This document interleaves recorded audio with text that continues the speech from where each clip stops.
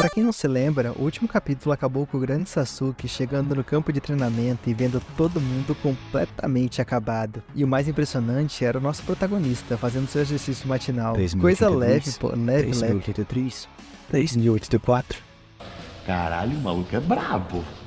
Chung Myung estava tão focado que nem havia notado a presença do grande Sasuke, então, tardiamente ele cumprimenta seu treinador, mas o grande Sasuke nem o responde por estar tão surpreso. Ele tá perdido nos pensamentos enquanto olha pro nosso protagonista que tá tremendo. Bom, e quando ele finalmente volta a si, ele manda buscarem água pro nosso Chung Myung. Com o nosso protagonista já saciado, o grande Sasuke decide que ele já tá pronto para ser interrogado, e então, o grande Sasuke pergunta diretamente para o protagonista o que aconteceu aqui. Respondendo que não é nada demais, Chung Myung abre o sorriso e diz que é só um treininho matinal, né? Coisa leve, pô. Leve. O grande Sasuke não sabe se acredita ou não, mas como não tem ninguém reclamando, só que o grande Sasuke é mais inteligente do que pensávamos. Só pela cara dos coitados, ele já percebeu mais ou menos o que aconteceu aqui. Ele já entendeu que o protagonista tá forçando os outros a treinarem. Enfim, depois de pensar na situação, ele chega a uma conclusão, que é dar uma advertência no nosso protagonista só por ele estar treinando ao invés de dormir, e que isso vai contra os regulamentos do dormitório. Mas coitado do prota, né? Ele só queria beber o pós-treino dele em paz. Após esse sermão, o Chung Myung só diz que vai parar então, né? Fazer o quê? Só que isso não estava nos planos do grande Sasuke. Ele até pensa em falar que o Chung Myung abusou de seus seniors, mas todos eles terem tomado uma surra pra esse idiota é algo que não pode ser revelado. Enquanto pensa em toda essa situação, o grande Sasuke se encontra já sem muita opção, até que o Chung Myung sugere apenas um mês. Ele só precisa ter permissão para treinar seus seniors por um mês, e então ele garante que nesse curto período de tempo eles terão resultados. Afinal, de acordo com Chung Myung, todos ali têm muita determinação por aguentar esse treino. Eles até gostaram do treino, não é verdade? Olha a cara de quem gostou ali. Mas o grande Sasuke ainda não parece estar convencido disso. E tem outra coisa que o incomoda. Chung Myung tomou o controle dos discípulos de terceira classe, mas ele só quer fazê-los treinar. Por isso, o grande Sasuke questiona o porquê dele estar fazendo isso, e Chung Myung prontamente diz que ele só quer acelerar esse processo de ficar mais forte, e que se for pra isso, é justo sacrificar algumas horinhas de sono.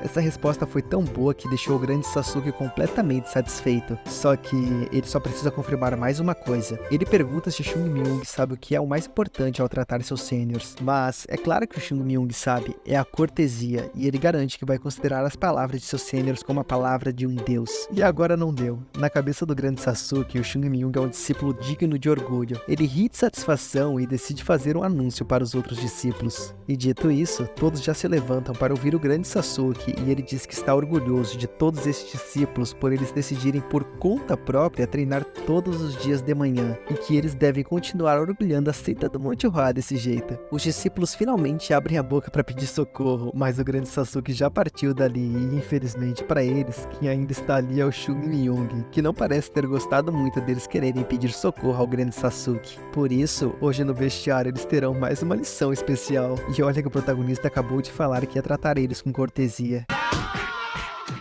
Alguns dias depois, Chung Myung ainda está focando na técnica do equilíbrio e está quase começando a formar a base que sustentará toda a sua força. Ao mesmo tempo, ele pensa no estado atual da seita do Monte Hua. Os atuais membros e também o atual líder da seita do Monte Hua são todos fracos. E por fim, isso resulta em discípulos ainda mais fracos que eles. Mas agora nada disso importa, afinal, o santo da espada da flor de cerejeira está aqui. E ele acredita que com ele aqui, transformar a seita do Monte Hua na seita mais forte não é um sonho impossível. Já no refeitório dos discípulos de terceira classe, alguns deles não conseguem nem segurar seus hashis, aqueles pauzinhos que os asiáticos usam para comer. Muitos garotos começam a reclamar que os treinos estão pesados, e então pede pro Jogu pedir pro Prota aliviar o treino. Entretanto, ele recebe um não. O cara fica sem nem entender nada, e então o Jogu continua dizendo que ele não é um garoto dos recados para ficar enviando mensagens. Fazendo todos ali pararem de reclamar, ele se levanta e pergunta ao Yeonjong se os dois podem conversar um pouco, e o Yeonjong aceita. Fora do refeitório, Yeonjong e Jogu começam a conversar. Yeonjong diz que Jogu parece estar bem satisfeito, e ele responde falando que pensava que a seita do Monte Hua estava acabada, o que o Yeonjong diz ser bem desrespeitoso, mas Jogu agora mudou de ideia, por causa de Chung Myung, que mesmo os fazendo treinar muito, ainda está dando esperança a eles. Ele diz que é algo como a pessoa querer dar o seu melhor ao ver que seu colega está se esforçando muito mais do que ele mesmo. E é por isso que ele está tão satisfeito, porque agora ele quer dar o seu melhor. Não.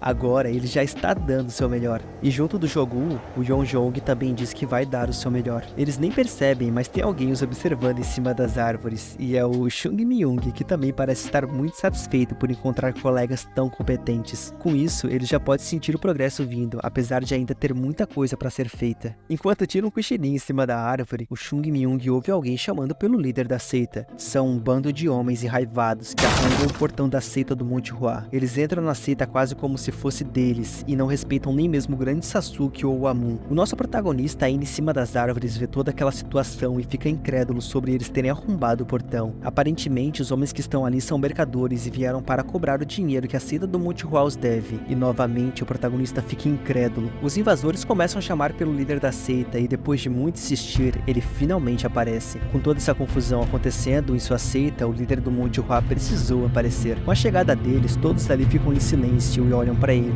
Até mesmo o Chung Myung. O líder então questiona o porquê deles estarem ali a essas horas. E realmente, esse cara é brabo, hein? Até o Chung Myung reconhece isso.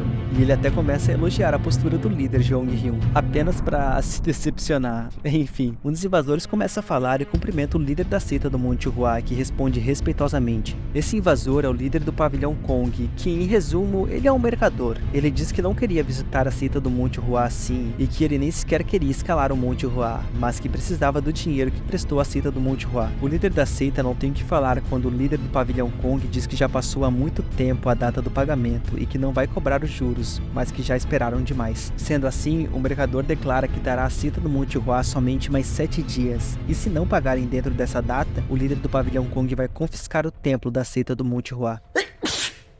A conversa é interrompida com um espio e a pessoa que o soltou atrai a atenção de todos e, como sempre, é o Chung Myung. Ainda mais tarde naquela noite, Chung Myung está questionando os outros discípulos sobre quem são as pessoas que ele viu lá fora e que situação toda é essa. Tem um menino índio ali que tá tirando as dúvidas do nosso protagonista enquanto tá com muito medo. Enfim, Jogu fala que os homens de hoje eram do grupo mercante que fica na vila logo abaixo do Monte Hua e que a seita do Monte Hua pegou dinheiro emprestado com os mercadores, pois o dono do pavilhão Kong também é dono do grupo mercante Tai Hua, que fica logo abaixo da seita do Monte Hua. Em resumo, o cara é podre de rico e possivelmente um vigarista que só quer lucrar em cima dos outros. O nosso protagonista finalmente fala algo, ele só quer saber se o líder do pavilhão Kong é também o líder do pavilhão Tai Hua. Os meninos ficam espantados ao ver o prota, mas não os julgo, deve ser medo de apanhar. Chung Myung está muito irritado porque o pavilhão Tai Hua é na verdade uma posse da seita do Monte Hua. Acho que é por isso do nome Hua, né? Ele já agarra o menino índio pela gola e só quer confirmar se toda essa história é verdade mesmo. E sim, é verdade, mas na cabeça do Chung Myung tem algo que não se encaixa, pois como eles pegaram dinheiro emprestado se já era posse deles? Enfim, Chung Myung chama pelo Jogu, que o responde prontamente e então pede pra ele pegar aquela coisinha que o Chung Myung já pediu pra ele separar. E o Jogu tá igual eu, sem entender nada. Até o prota lembrar que é aquela coisa. Então o Jogu lembra que é aquela coisa e vai atrás daquela coisa. Mas que coisa é essa, pô? Enfim, um tempo depois, Jogu entrega aquela coisa, que é uma roupa preta pro prota, que se troca ali mesmo, enquanto fala que precisa fazer o que for necessário para chegar ao seu objetivo. E se justifica falando que o que ele vai fazer agora não é o certo, mas... Escolhas difíceis requerem determinação forte. Jogu e o menino índio logo se espantam com o Chung Myung vestido assim e tentam o impedir de sair, mas eles não conseguem.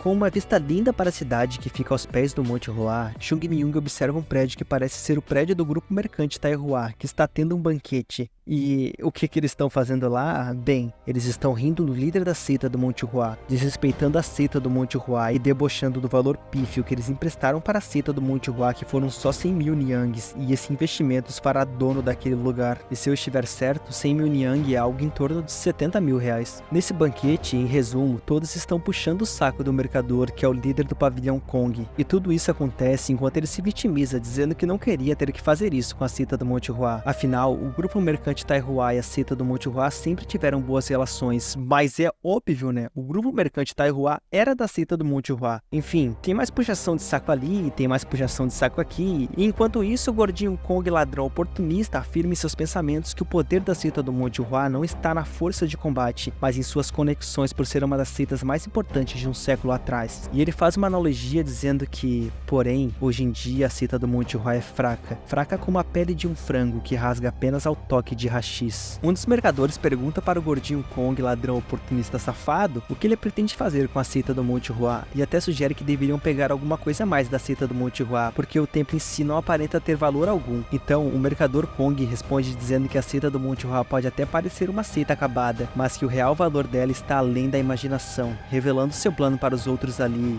que ia comprar a seita do Monte Hua para então vender para algum inimigo antigo da seita, tipo algum remanescente da seita do demônio celestial, alguém que compraria qualquer coisa da seita do Monte Hua simplesmente para destruir e apagar os vestígios da existência da seita do Monte Hua da face da terra. Todos ficam admirados ao ouvir o plano e até decidem brindar por isso. Mais tarde, já indo para casa depois daquele banquete, um dos mercadores está completamente bêbado. Ele até diz que a lua tá linda, sendo que nem lua tem no céu. Bom, ele continua caminhando até que se depara com uma pessoa vestida de preto. Ele inicialmente até duvida da sua visão, mas aparentemente seus pensamentos estão certos. O que tá na frente dele é realmente um ladrão anão, que tá mandando ele ficar parado. Mas quem é que leva o assalto de um ladrão anão a sério, né? Então o mercador questiona se o homem vestido de preto é um ladrão, mas não, ele só tá ali pra ouvir algumas respostas e promete que vai deixar o mercador ir embora ileso. Só que, bom, se conselho fosse bom, não era dado, era vendido. E se vocês acharam que seria fácil assim pro nosso protagonista,